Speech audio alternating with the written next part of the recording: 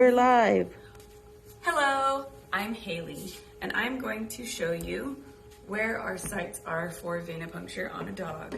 So first, come here, Jerry. You have the jugular right here or over here. Typically, when we hold off for this, we're gonna actually push down right here. I forget what it's called. Thoracic Inlet? The Thoracic Inlet, yes, thank you. You're welcome. And this will actually bubble up the vein. It'll make it get kind of bouncy. You want to make sure that it's bouncing so you know that the blood is in there.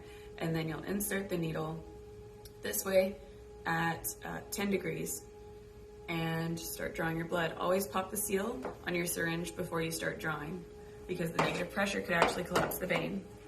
Next, we have your cephalic, which can be on either leg. So that's gonna be right here.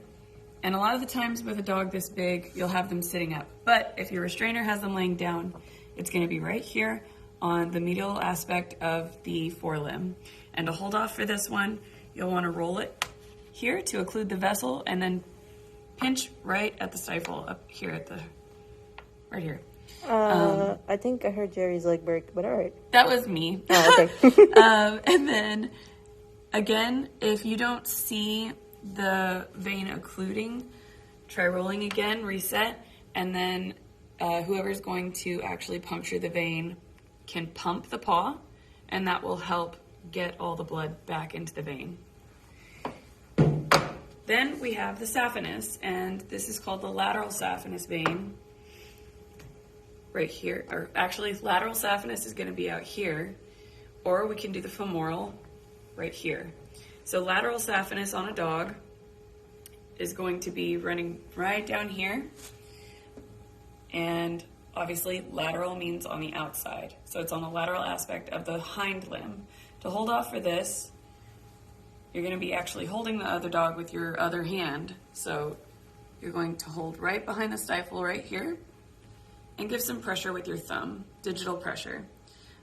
If your tech that's doing the venipuncture needs you to adjust, just adjust whichever way they need, but make sure that your animal still is in a good restraint hold. So typically, you'll hold them like this, and you can keep their other limb up like this, or just let it flop. They're not gonna do anything as long as you have them in a good restraint down here. The Pershon who is going to puncture the vein will then extend the limb. You'll occlude the vessel and they'll go straight in here.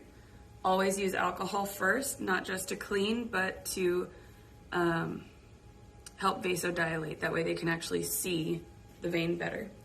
And those are our 3 main sites for venipuncture in a dog. Thanks.